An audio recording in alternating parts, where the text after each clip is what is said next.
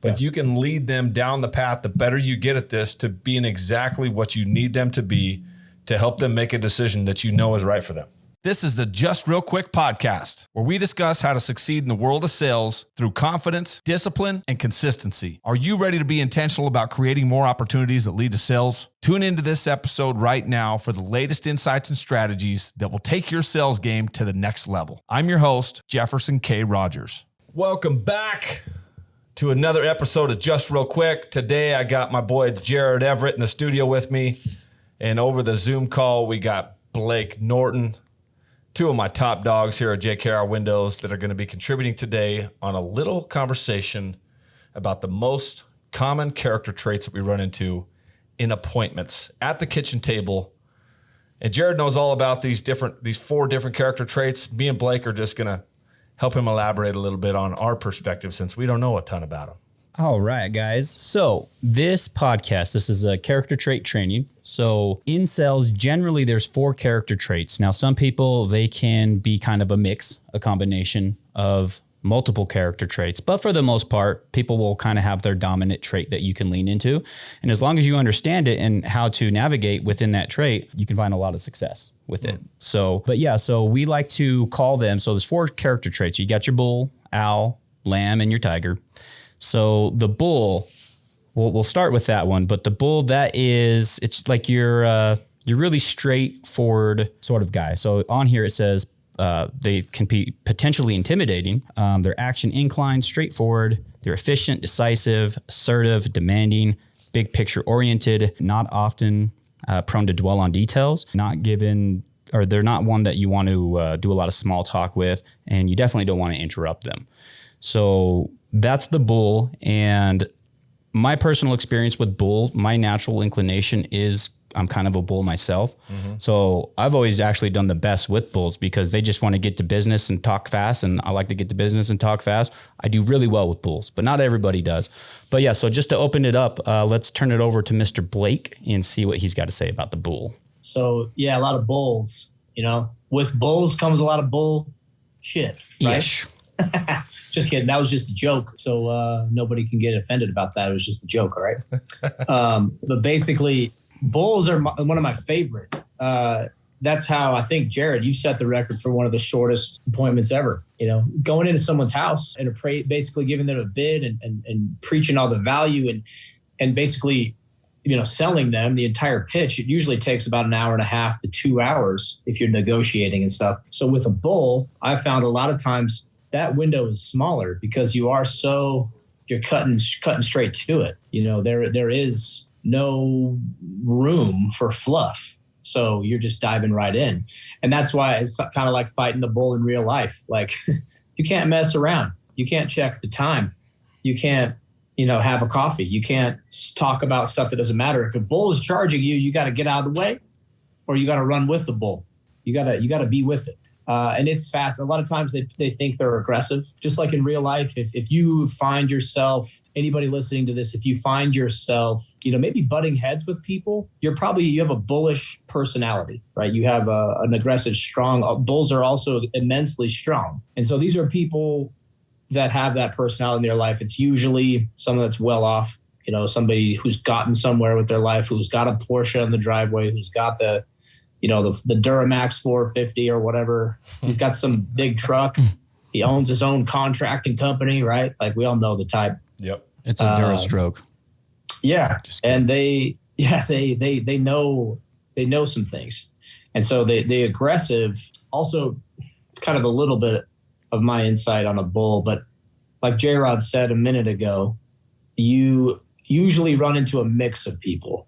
So usually someone on their doorstep, they're going to come out with a bullish personality. And we, in this business, we have the luxury of knocking on their door and chatting with them for 5 to 8 minutes max if you're really getting into it. But with a bull, it's really quick.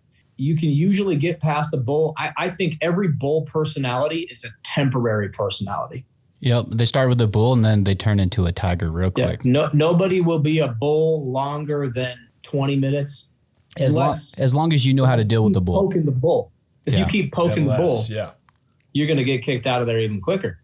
That appointment will go. It won't close. You'll be there. You'll just be wasting everybody's time if you can't calm that bull down. But everybody that comes out with a bull personality, I think it's just a front. If you give a bull a sugar cube in real life, if you give him some love and attention, that bull will probably love you to death.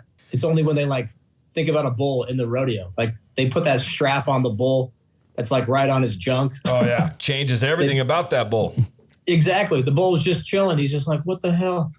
This guy's got to ride me for 8 seconds. So just like that. The bull's only freaking out for about 8 to 10 seconds until the rodeo clowns calm him down, right? And I'm a clown, man. I'm a rodeo clown. That's why you do so well with them bulls, huh? Yeah, I'll wear some oversized, dungaree type overalls. Put some face paint on. I'll walk out of there best friends with that bull. And I had a situation over the weekend where I was just helping a new guy out with some training as he was running an appointment. And we just so happened to run into a bull. And this guy who was training, I think he got nervous by it, and his presentation was super clunky. He found himself repeating himself, and I'm just staring at the bull, and just the guy, his interest levels just kept dropping.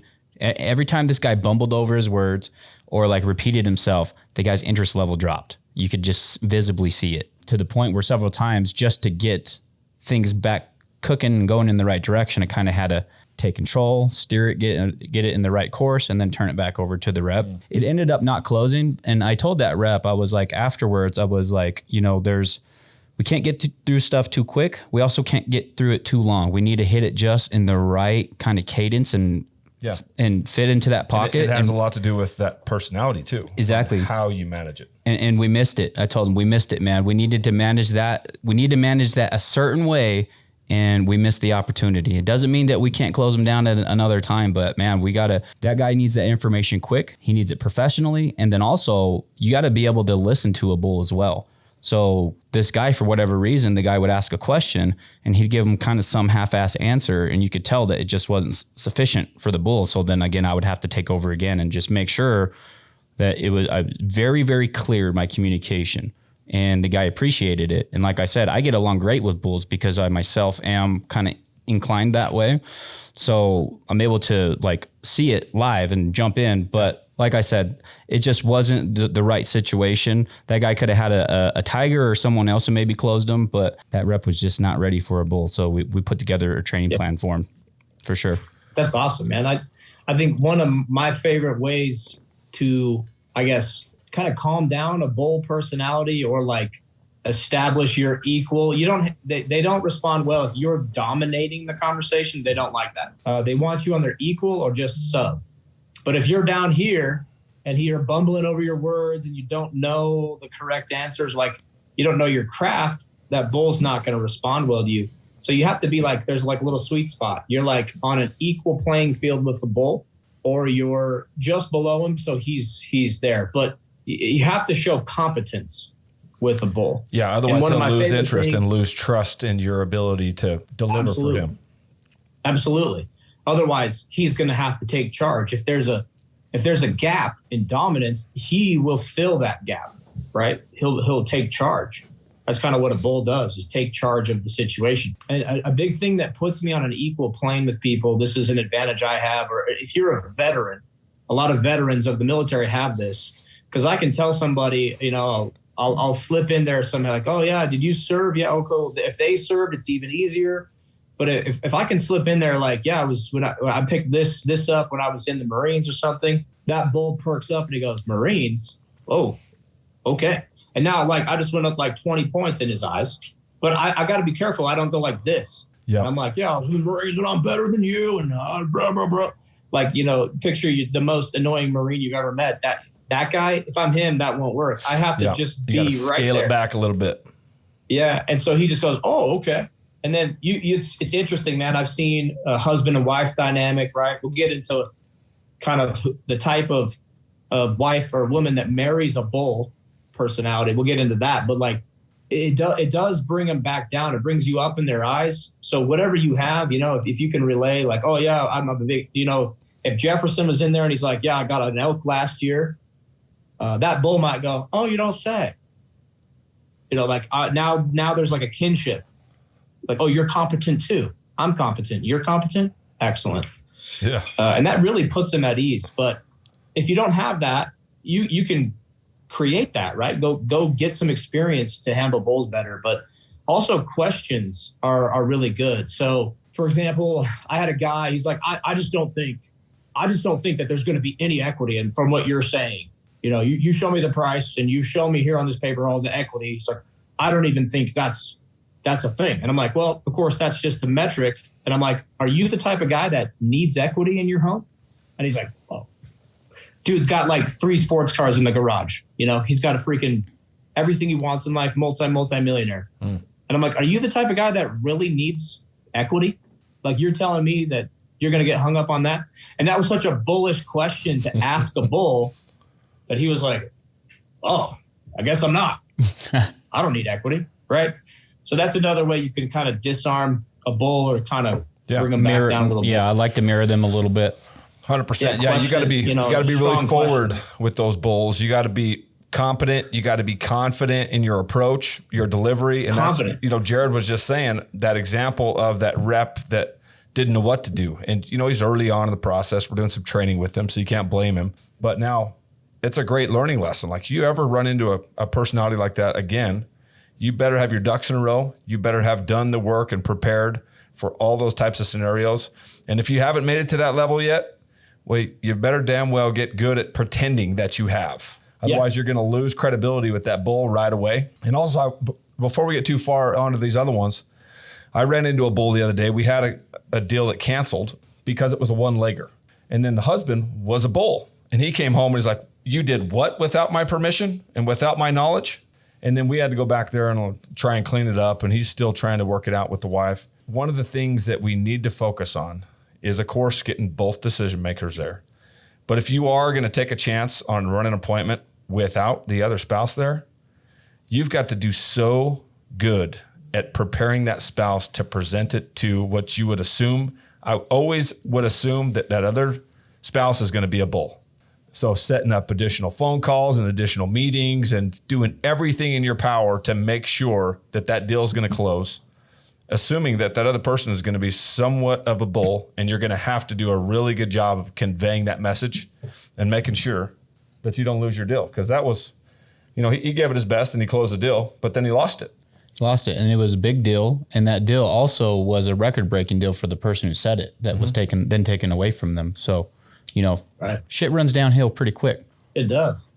Yeah, and bulls, they really like control as well. And that's where you bonk heads with them a lot, is because if you're a good salesman, you know that you need control over the conversation, over the direction it's going. And it's kind of like, in Indiana Jones, when he's going to take the bag of sand and he's like going to try and, just steal the golden little monkey head. He's just like, like, that's what you got to do with your bull, is like, hey, I have control here, but I want to make sure you think you're still in control, right? But like, you're kind of let me give you an example that I like to use for this scenario. So say I've gone into an appointment that he was a bull, and he's like, yeah, just, give me the short version. Just give me a quote. I was like, you know what? Let me just give you the short version. I've been going over this all day. I want to save some time myself, so let me give you the short version. And then I just give it to him just the same way, same slideshow, same everything. And so what that did was that allowed him to feel like he was in control, but I was actually in control the whole time. You did one of those little switcheroos, just like Indiana Jones. And he's all happy thinking that he's controlling the situation. Little does he know I did not change a single thing. You've told me that one before. That's right, so good. Just change it. You walked out of there with the golden monkey head. You didn't have to run from a ball. None of it. Have the native chase you with poison darts. Like, you got out free. None of it. Dr. Jones. Yep. That's your new name, dude. You're Dr. Jones. Dr. Jones.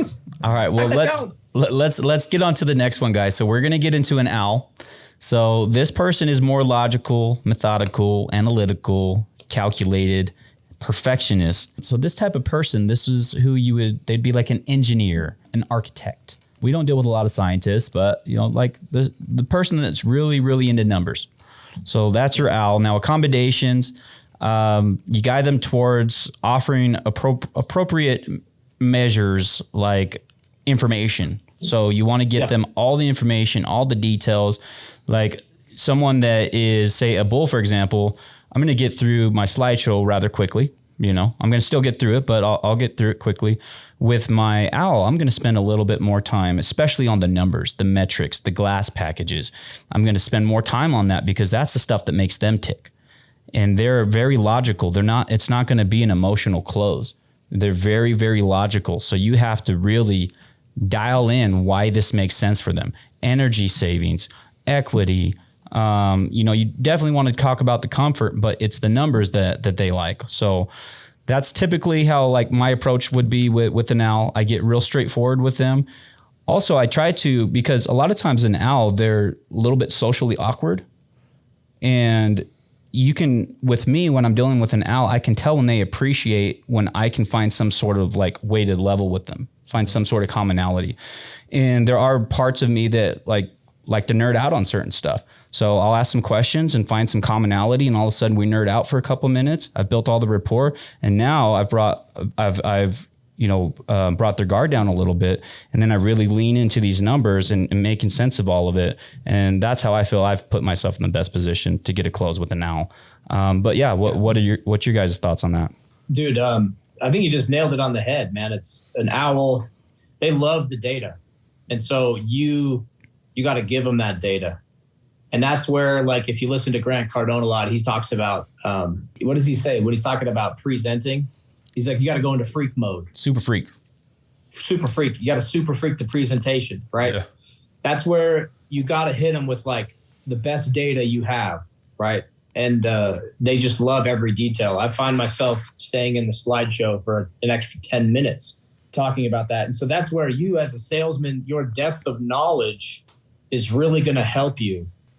Because if you start spouting off all this info about R value and UV protection and U factor, all that stuff, if you start talking about all those details with a bull, yeah, he'll steamroll you. And you got to be ultra intentional. Like you start losing somebody's interest, you got to be paying attention enough to know that you're losing by the second you're losing an opportunity to close this deal with this person. But if it's like an owl and they're just eating into it and they're leaning over their chair, just trying to get more, you're right on track. But if it was like, sometimes there's going to be kind of a cross between these personality traits. Mm-hmm. And one person seems kind of like an owl and they're a little bit reserved and they're engineer, but then you start going over the numbers and you can see their eyes rolling back in their head and they're checking their phone and they're just like not there anymore. Yeah, man, you better speed that up. You better say something to get them back involved. Be like, I'm going to make this real quick. Apologize, I'm losing. I can tell I'm losing your interest. But if it is somebody that is an owl, you can tell. Like they are leaning in. The more of those details you go over, the more interested they are. And they'll come up and they'll want to see when you're presenting the window. They're wait, how does that work again? Yeah, their hands are on it. They're touching it. They're feeling it. They want that. They're flipping the Mylar fin. They're doing all of it. They're right there with you, like inches away, just staring at that thing like it's an alien spaceship, and they're the ones researching it. So I like owls a lot because I'm hyped about my product. This is also a great time to be hyped about your product. Being hyped about the product and having belief in your product is always good for bulls, for every personality type. But owl is where it pairs nicely. This is where you get to brag about your data. This is where you get to flex your muscles about all the bells and whistles. And so that's why I think owls are a lot of fun. And then also like the questions you ask, you can really, I think like I said with the bull, a question's a great way to bring them back to reality and kind of remind them, because they'll see red on something that doesn't matter. And a good question like that can knock them back down. Mm-hmm. But with an owl, good questions, I shift my questioning. I'm saying, if they hit me with a question, I'll maybe give them some data. And then I'll say, actually, like, are you meaning in this fashion? I'm asking for clarification about what he wants. Yes. And then an owl loves that. They're like, oh, yeah, let me, they want to be calculated. And so if they say, what about this? And I'm like, do you mean X, Y, Z? And they're like, actually, yeah. And then you can go. And so I want to ask them more questions, clarifying questions, so I can give them better data, right? It's like, absolutely. Are you asking about this for this reason? And then all of a sudden they're telling you their whole plan. Actually, yeah, we're getting home equity line of credit and we're doing all this stuff and we're getting all these things because they're like 8 steps ahead. In their head, they're playing chess and they're 8 steps ahead in life because they already got this investment cooking and they got this HELOC and they're thinking about doing the deck. And so when I ask a clarifying question, are you guys curious about this data because you're thinking of doing something else? And then they're like, oh, yeah. And then they love that. So now I'm like, I'm with you, man. I'm calculating with you too. It's like Absolutely. if we both had abacuses and we're like, like a math club. People love to be abacus. validated also. And to Yeah. just reiterate the question that they had. And this applies to a lot of different character traits, but an owl especially, because they had just explained something they put a lot of thought into. And then you reiterate that question and they're like, you can see their eyes light up like, you know what? You get me. And last time we were podcasting, it was this, I think it was like a week and a half ago or whatever. Yeah. We were talking about finding the money. Yeah. Owls love to tell you where the money is. Yeah. If you ask, they will tell you. Because they know it so well. They know where every last penny is. They got spreadsheets for the bills, everything. Yeah. And they also love when I'm like, holy smokes. I'm like, hold on. You guys have a credit card that does how much? And I already know. But they're like, yeah, it's 20 grand. I'm like, what? I'm like, tell me more about this. Like, what kind of plan do you have here? They'll go off for 10 minutes. All of a sudden, once we get to the next personality type, or the last one, it's Tiger. Whenever we get to Tiger, I think the trick is for me, because I am a Tiger, I want to turn a bull, an owl, and a lamb into a Tiger with me. So they're more sympathetic. They're more likely to close. Wow. And I can turn an owl into a Tiger by talking about their details and going, holy smokes, I never thought about that. Even though they're like, yeah, I'm thinking about getting a HELOC. And I'm like, oh, that's a great idea. Even though it's like just normal idea.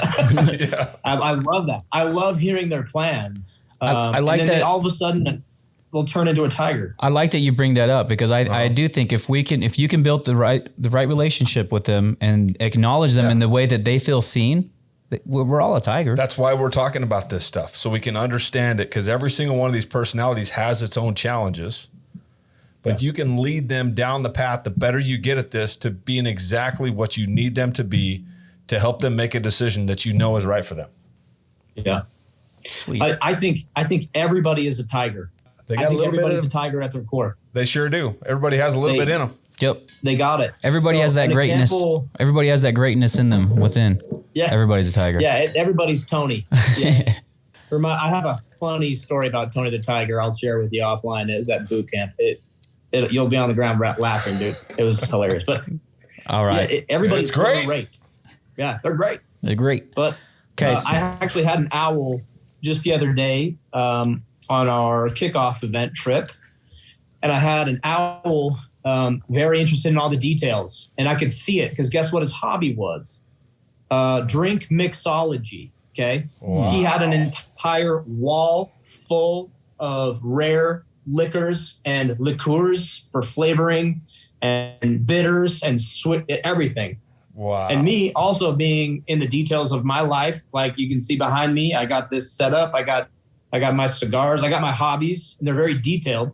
So I just opened the floodgates, and that owl, dude, he turned into a Tiger. His wife left, and I had some extra time. I stayed with him for an hour, and he mixed me like 3 drinks. Luckily, it was my last appointment for the day. And so, I had to stay a little extra. And I was like, well, I'll just go sit in my car. I got to answer emails anyway. So I just sat in his driveway, just like listening to an audiobook, doing emails, just to sober up for like an hour and a half. But he mixed me drinks. So he went from an owl, all about the details, and then he turned into a Tiger, but it was a Tiger wearing glasses, like mixing beakers and shit for his drinks. Incredible. Like he was so excited that somebody else was in the details with him. He became a Tiger, but he was an owl the whole time. So presented everything to him. His wife was actually the bull, I would think. Uh-huh. And so once we handled that, and, once you get good at it, you can kind of learn how to handle both. My goal is to turn people into Tigers, get them talking about what they want. And this might be a good segue, J-Rod. I don't know if you wanted to hit anything on owls anymore, but no, I think we're good on the owls. So let's transition into the lambs. The lambs. Our sweet little lambs. So characteristics, they're soft-spoken, reserved, passive, sensitive. They avoid confrontation. They're the person when you knock on their door, they kind of just crack it open a little bit, poke a little eye, like you see like half of their face. You got to kind of coax them out. To you. Yep. They'll just sit there, listen to the whole pitch, got to kind of coax them out. So I typically with the lamb, I like to be a lot more gentle, like even just the tone of voice that I use. My tone of voice kind of softens up, and I treat it like my grandma. You know, I talk to them the way like I would want someone to talk to my grandma, or like I would talk to my grandma. And typically with the lambs as well, there will be some sort of influencer, someone that they lean on to help them make decisions, whether it's a neighbor. This is a good one. This is a good one. We need to teach all of our people about lambs, because I don't know how many deals we've lost to the bull in the lamb's life that lives next door or lives next, on the block over. Their daughter or their son or whatever. Yeah. So every lamb has a bull lingering somewhere in the background that is of an influence to them. And so it's really important to get that bull engaged in the conversation, in the appointment, and get them sold. And if you could sell that person that influences them, then you sold them. Yep. Simple as that. Yeah. A lamb needs every single decision maker in a 100-mile radius to be there. That's the unfortunate part. And I think lambs are the most dangerous for a salesman, which is weird because a lamb is not a dangerous animal. So to relate to that, a lamb will waste your time, which is deadly in the sales environment. Which is dangerous and deadly to a salesman. Dangerous, yeah. A bull, they won't waste your time at all because you're wasting theirs, right? It's easy. It's one and done. It hurts more. It's like, ow, and I got slapped. But and that'll sting for a little bit. It'll go away. But a lamb is like slow drip poison. So you think you're doing great. You think you're great. You even walk out of there with the deal. You close it. And then 3 days later, the bull comes into that china shop and destroys it. Or she'll muster the courage to just send the cancellation in to the office, and then you're surprised by it, and you're like, what? And then you call, you're like, Mary Bell, why didn't you call me? And we've all ran into that. So that's 2 hours down the drain, an hour and a half of your work. And of course, if they, so cancellations is a whole nother thing, but with personalities. But that's what I think. Lambs, I think, are the most difficult because they take the most finesse and they take the most awareness, which if you are still working on a script, if you're still learning, if you're still unsure or you're unproven, you're going to be focused on other things and you'll gloss over those little flags that pop up. You won't see the signs of a lamb because they tread lightly, man. They're little lambs. They're soft. They're little. And you think you're doing so well. It's like, man, they're just letting me go through this so easy. You'll miss it. So, and it's important to see those cues too. Maybe if they just whatever little cues they have, a little maybe they took in a breath like they were going to speak, but then they didn't. And you have to cue in on that. Hey, were you going to say something? Yeah. So that's really important too, is just to understand those cues, because if you can see those cues and then you can unpack it, now they're feeling more comfortable. Yes. Now you're starting to turn that lamb into a tiger. That right there is why we do this. I mean, if you're not paying attention, if you're not doing personal development and taking advice from the experts, you're going to be going through motions and missing big things. I don't know how many times I did this to myself before I started doing regular training and working with mentors and coaches, that little thing right there that he did. He's so in tuned and so present that he's seeing this little breath that this little lady took. And you got to take the time and be because we can just push right through it. You know me, I'm just going to talk all day long. I know everything about this. I'm just going to freaking rattle it all off and then I'll be done and out of here. But you're going to not be able to have a very good opportunity with a lamb. And you got to be paying ultra attention to all their facial expressions and the way that they're even breathing. This guy is so in tune with a lamb that he's watching how they breathe. And if they take a funny breath, it's just stop right there. Hold on a sec. I was just going to wait for a minute because it sounded like you were going to say something. Yeah. Oh, sorry. Did you have a question? Yeah. And then they're like, oh, no, it's good. And you're like, oh, Suzanne, I would really love to hear your questions. I'm here for you. I would love to hear that question. Yeah. Listen, we're not trying to be fake. We're trying to be as genuine as possible. We're trying to help these people. Exactly. And you've got to have all of the different character traits in mind that you're doing this person a disservice if you're just going to power through this thing and act like it's going to be the same approach on every single customer. It's not the case. Yeah. And you'll find too with lambs, because they are like that, they're not very decisive. And so I usually don't ask them a lot of decisive questions. Maybe like, oh, are we on the right color? Do you think this would be a good color for you? Oh, they usually know. Yeah, okay, that's a good color. Mm-hmm. But I'm not like, oh, you guys are going to do grids. She doesn't know, they don't know that yet. Mm-hmm. Or you're set on no financing. They don't know yet. So I don't even spend time with those things. It's a very emotional close, right? It is. Like the demographic we live in is a very religious area, part of Utah, right? There's a lot of LDS people, a lot of religious people, and a lot of lambs. They like to pray. They like to feel good about that. They want to. And so I had a lady in Hurricane, Utah, and I had her. She was feeling great. The whole thing was good. And then we started moving to the close to actually make a decisive decision. And that's when I started.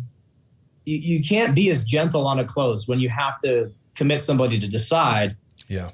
But I had basically made her decide so many things, so we were on the right track, that when it came to make the decisive decision, she was kind of a little worn out. Yeah. And so she said, oh, I just don't know. And she went from like 100% on board to like 25%. And she was like, I just don't know. I just feel like this is bad. And she's like, I'm just getting a bad spirit. And I was like, and I'm no longer LDS anymore. I want to be clear here. And I understand how they work. And I'm like, oh, are you getting like a bad feeling? Or are you not feeling the spirit about this particular deal? And she was like, yeah, I just kind of feel like something's off. And I was like, And then I became her best friend. And I was trying to figure out what was going on. And we went from a 14 window deal down to like a 7 window deal. And I was like, how would you feel about this? And then all of a sudden it was questions about how she was feeling. Yeah. No logic, no decision, no decisive. It was just like, how would you feel about this? And we took these windows off. And I'm like, that way you're still getting a lot of benefit, right? And we're actually, your master bedroom is better protected. You're comfortable, right? All those problems you talked about are gone. But the basement, you don't really need like the basement all the time, right? And she's like, no. I'm like, okay, how would you feel about that? And we sat there. 3 minutes go by, 4 or 5 minutes goes by, and she's swimming through her feelings, and I could see her face light up, and she's like, that actually is the best solution. And then it wasn't, I didn't even need to ask for a yes. It was like, great. Well, let's finish this up then. We'll just knock it down to 7. Here's the new price. And she was like, signed. Boom. So that was a huge one. Is like with a lamb, if you're being very decisive the whole time, if they're committing to like all these little tiny things, they're going to feel tired. They're going to feel. Yeah. They get decision fatigue. Mm-hmm. Yeah. That's the word I was looking for, decision fatigue. So yeah, lambs, I think I've had the hardest time with lambs because it's just counter to my personality and everything. Yeah. But that was the one time it clicked, and I was a director for about 6 months. I was doing a self-gen, and it worked out.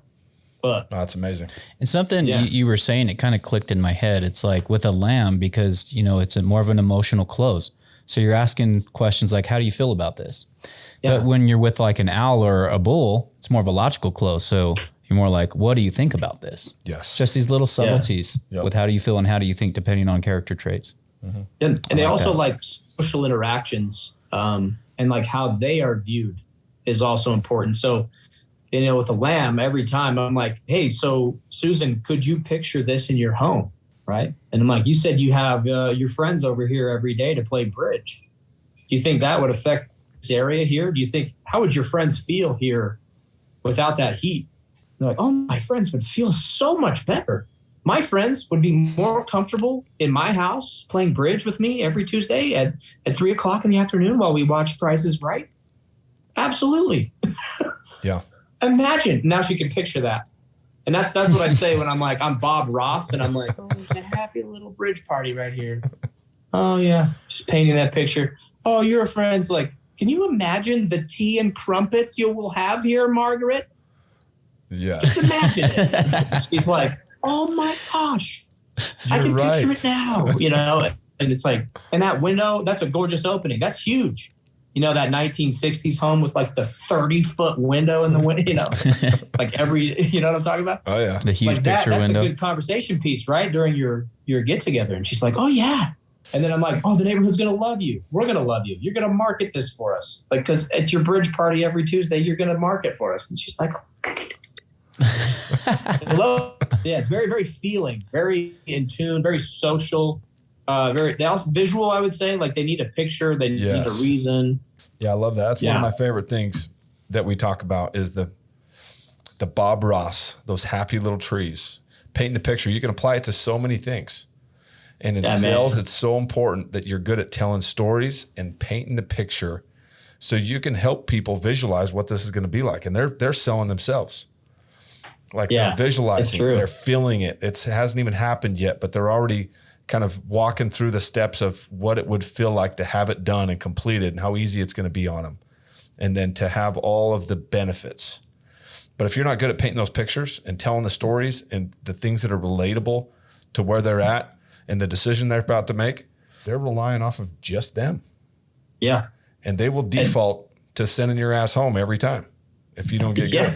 And then if you start pulling out your canvas and start Bob Ross in a painting right there, to a bull, they're gonna tune out. They're gonna change the channel, right? A bull doesn't watch Bob Ross, right? On PBS channel 7 or whatever it is. They don't watch that.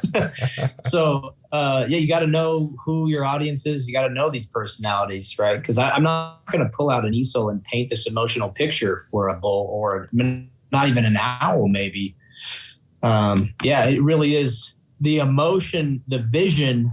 I've had appointments too, J-Rod, you've done this, where there's so much of a bull, they didn't even see the slideshow or the window, and they still purchase. Yeah, they just trust you because they got the information they need. Yeah, I closed a bull in 28 minutes during the NBA Finals, and he's a huge basketball fan. Yeah, we got through that thing pretty quick. He was basically like, yeah. Get some measurements, give me a price. I'm watching the game. Okay. Yeah, it wasn't the Bob Ross painting finals. It was the NBA. It was the NBA finals. Yeah. That guy ain't watching no Bob Ross. He said, give me the details. No. Yep. Show me the bottom line. I love your presentation. Love your window. Sign me up because I got to get back to what I was doing before. Yeah, because the Bulls are in the championship, right? Or whatever. That one, I think it was the Golden State, of course. Golden State Warriors. Yeah. All right, guys, let's get into the last one here. So we have tigers, everybody's favorite one to sell. So tigers, they're optimistic, they're spontaneous. They love to show you their stuff. Something that Joel said is you got to kind of push a bull, right? You got to lead, or you got to feed an owl. Okay, you got to feed them the information. You got to lead a lamb, and you got to run with the tiger, baby. So I like that, Joel. So what's important though is with the tiger is you got to go run with him, but that tiger will take you on a trip. Who knows how long? He'll take you a trip around the world. So you got to be cognizant of your time with the tiger, because you could be there for 4 hours talking about this and that and his life story and your life story, but you haven't even shown him the window yet. So what can happen is you spend so much time on rapport that you finally get to the time where it's time to close, and he's got to go to a birthday party, or they got to go here, or a baseball game, or the wife's got to take off. You missed your shot. Yeah. So even with the bull, you got to be cognizant of time. Or not bull, with the tiger. Tiger, yeah. Yep. In fact, I've prepared a poem about tigers I'd like to share with you guys. Let's hear it. I have it in memory. Hey, Tony, I like the things you do. Hey, Tony, if I would, I could be you. Or if I would, I would be you. If I could. I can't remember.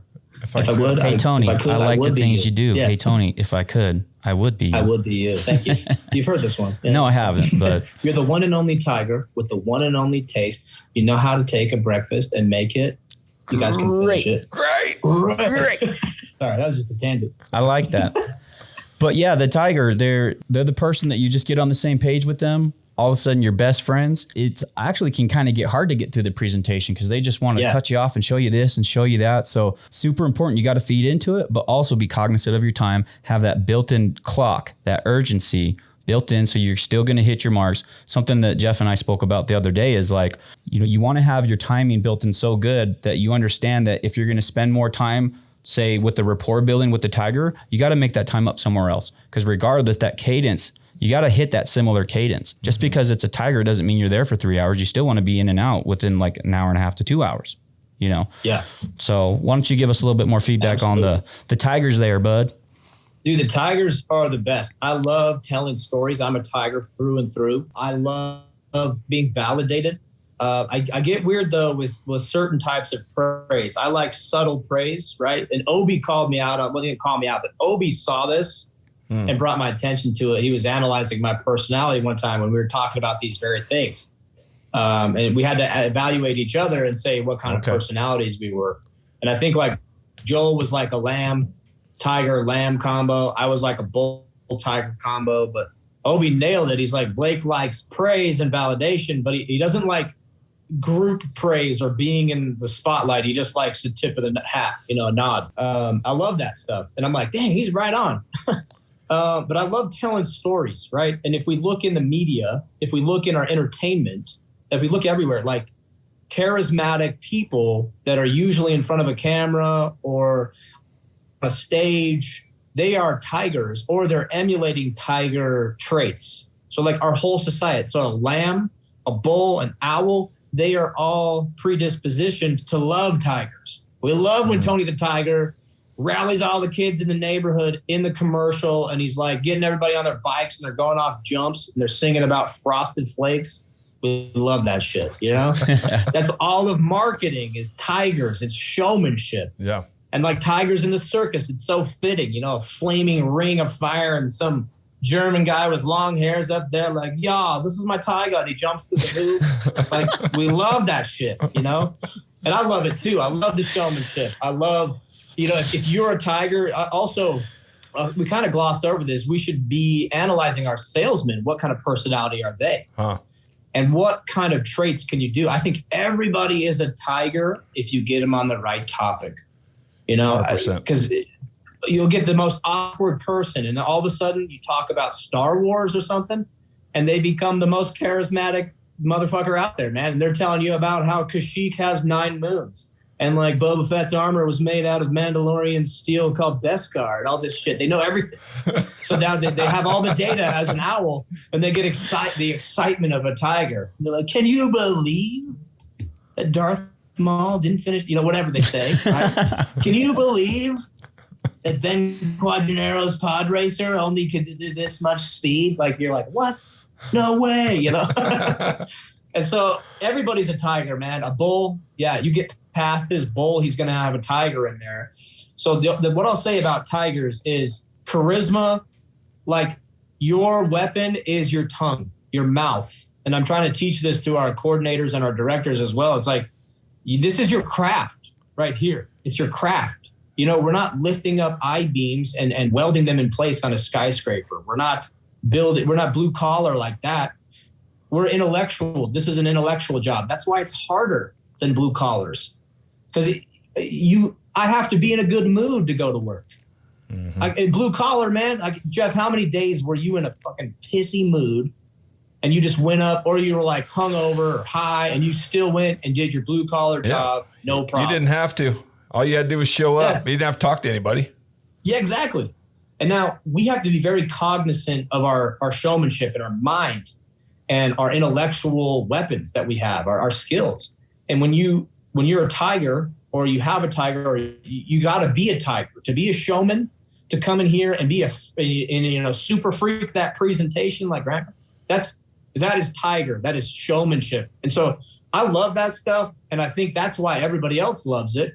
And so if you can turn a bull into a tiger, if you can turn a lamb or an owl into a tiger, they're going to match your energy. And it feels like they're front row seats at the circus. They're excited to be there. They want these windows. They're like doing cartwheels. Because if you know that you're a tiger or you can emulate certain tiger things, it's the easiest thing. That I think what was already said, though, J-Rod said, you got to be careful. because we're coming in with this tiger energy to showmanship this stuff, to sell it. Yep. And they can match your tiger energy, you know, and then all of a sudden you're in Wonderland with Allison, right? And you're just down the rabbit hole. You're nowhere. And so sometimes if they're enough of a tiger, I think you have to kind of let them be the tiger, but you have to be the ringmaster where you're just controlling that tiger, and then you're just pushing through to the presentation and being able actually, because you said that, it actually reminds me about our vinyl. And I'm glad you said that. You gotta with the tiger, you gotta be good at transitions, because they'll just hold you up. So figure out how to get that transition. And if you're using something they said to segue into it, however you can naturally do it, you know, you don't want to be like awkward, but figure out how to get really good at transitioning. That's, I think, one of the most important things of dealing with the tiger. And I think the best book anyone could read for tigers, or for becoming a tiger, or for finding or turning a bull into a tiger, right, is How to Win Friends and Influence People. If you haven't 100%. read that book, go pick it up. Yeah, I was just going to say that we all love the tigers. And I was just thinking back, like I was sitting on this couch in Provo, Utah with this couple that I could not get any emotion out of. And I didn't know about any of this stuff back then.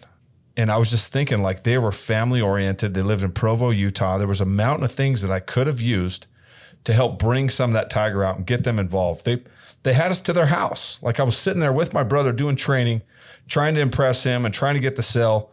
And I missed the mark, because I had an opportunity to help lead them to the place where I knew that they belonged and that they deserved and that they needed. But I just didn't have the tools yet to be able to help them go from being the owl. There was a bull and an owl. They're sitting there right next to each other, not a lick of emotion on their face the entire time for 45 minutes. And if I would have just brought up something simple like their family, or just started like trying to find something, it's crazy how often that can happen when you hit the right trigger and find something that they're passionate about. And this person that's been scowling at you for 45 minutes, all of a sudden they light up. I saw this the other day when I was doing an interview. This girl that we're thinking about bringing on, we were talking about details, and she was just kind of like going with the flow, and I was making her nervous. And then I brought this one subject up, and she lit up like a Christmas tree, dude. It was the most amazing thing. And all of a sudden she found something she was passionate about. She wasn't nervous anymore. She was just rattling off all these ideas and all this passion just pouring out of her. And we're missing out on a ton of opportunities if you're not present and intentional enough to recognize what your opportunity is with an owl, with a lamb, with a bull, to lead them down the path, because every single one of these people can be transitioned. Yeah. And led to this path of being a tiger. Yeah, the tigers bring a ton of energy, and that's what we need as sales. You know, because if you do have this has taught me one thing: there is a lot of boring people out there, and that's fine. I mean, I'm a tiger, so I'm like, it's I got to be boisterous and loud all the time. I love it. Yeah, it's just easy. It's natural for you. Yeah, but a lot of people don't have that, and so when you can come in there and if you can get somebody excited about a window. Like, what else could you get them excited about? Like, let's get you excited about doing your taxes. Like, you know, and you have like that little horns, like, you know, like, you know, look at the commercials and the advertisings. Like, they're doing something really boring, like car insurance, like Progressive Auto. Yeah. Like it's all tiger showmanship.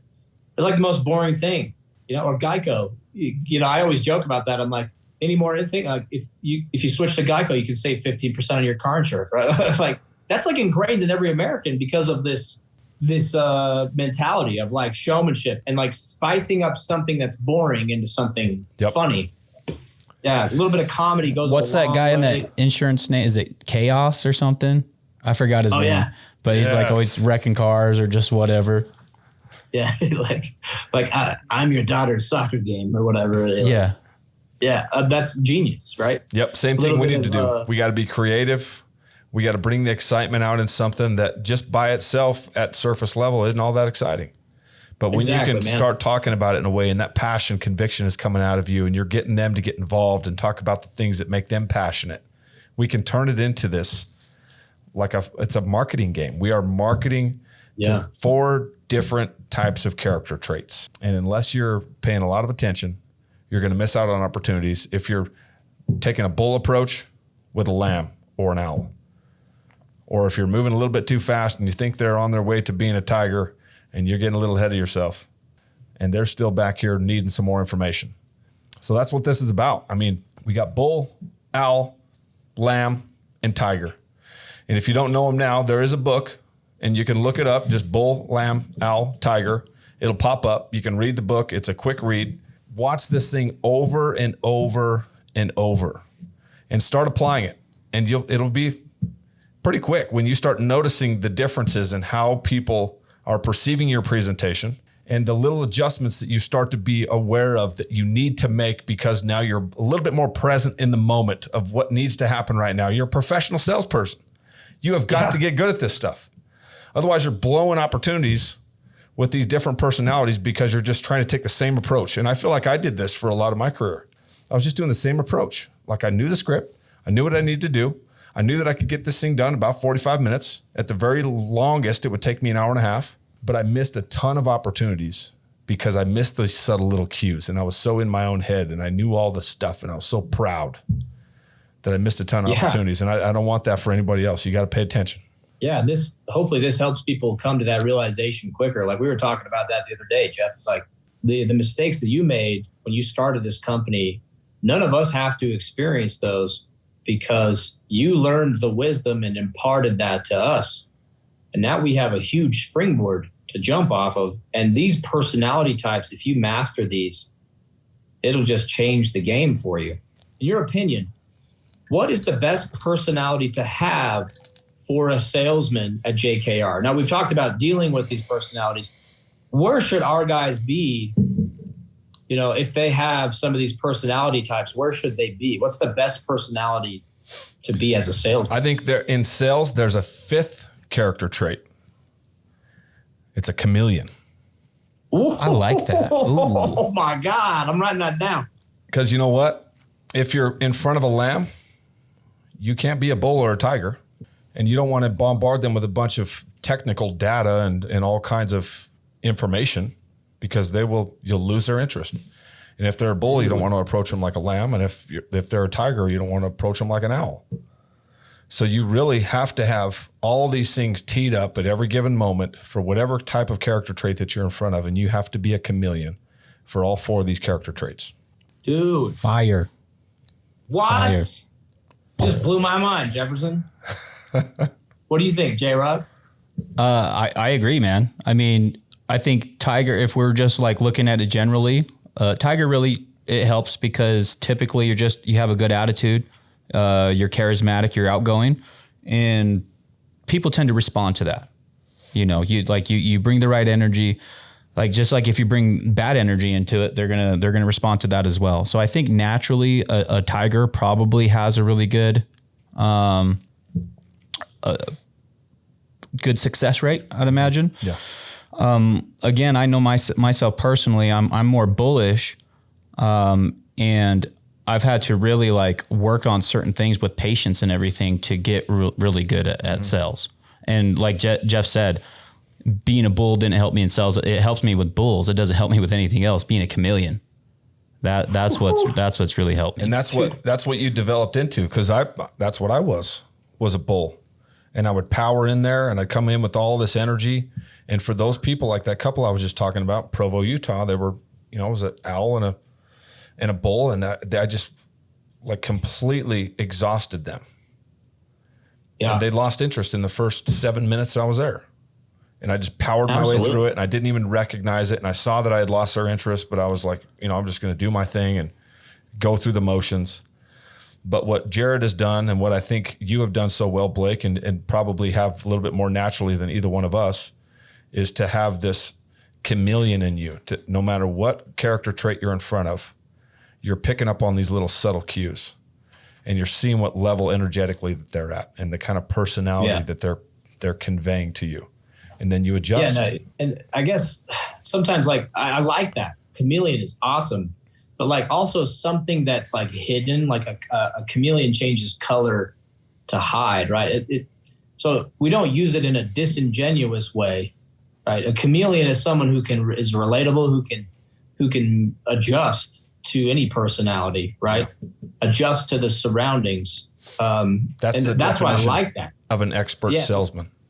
Yeah, and we're not trying to sneak in there. We're just trying to help them the best way possible. Serve them in the way they need to be served. Serve them, 100%. Yeah. So like, I love that, man. A chameleon, you kind of like you guys ever read the books growing up called Animorphs? Mm-hmm. Yeah, like the teenagers that like get the magical power to like shapeshift into animals. I was obsessed with those guys when I was a kid. That's amazing. Yeah, good books. But yeah, that's kind of what it is. You just got to be flexible. You got to flow in and out of, and understanding people makes you that fifth animal, that chameleon, man. That's genius. I wrote that down. I got like 3 sentences about it. Love that, man. Yeah, it's a little different when you're applying it to a sales position. There's going to be adjustments and variations of those character traits as you go through the process with your customers, but you really have to be able to adapt to each one of them. And I like that. It's just adaptive. A chameleon is like one of the most adaptive animals. It is. It's just brilliant, man. It's just adapting to every situation. And yeah, that comes with more experience. Like we look at these young guns that are coordinators or young directors that are new, and they're kind of building this library of experiences, right? Like 100%. One of your memories that you brought up was the couple in Provo. That is a written record in your mind, like it's a library. Mm-hmm. That's logged as experience. And so your library of experience is way thicker than like, a 21-year-old kid who's just figuring this out and trying to become a director or close. But that's why we do these trainings, man, every week to be dropping some wisdom and help people learn from our experiences. There's no reason why you have to go through all the headache that I went through trying to learn it myself without much help. There's resources, there's podcasts, there's training, there's mentorship, but you gotta seek it out, and you have to take the initiative because it's all been done. All the things that you need to learn have been done. You don't have to learn it the hard way. You just got to go out there and seek new information every single day. Get 1% better every day. Don't ever run into the same challenges again because you're intentional about never running into them again. Well, guys, we have just quickly the book. It's by Charles J. Clark III, Bulls, Owls, Lambs, and Tigers, Personality Selling. So that's the book. And fun fact about tigers, because we've talked so much about tigers, there's more tigers in Texas in private collections than there is in all of the wild of Asia. Are you serious? Yep. Thank God for Texas. Are they GMO tigers? No, they're real deal tigers, bud.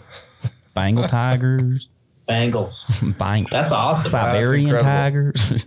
What do we call that? The fun fact for the day. The fun fact. Yep, fun fact for the day. That was a really long, just real quick. Well, that's the trick, is we got to convince people that it's just real quick so they'll stay to the end. And if you did stay to the end, congratulations. We know you're taking your development seriously. Check in again next week for some more tips and strategies on becoming a badass salesperson. We will see you next time.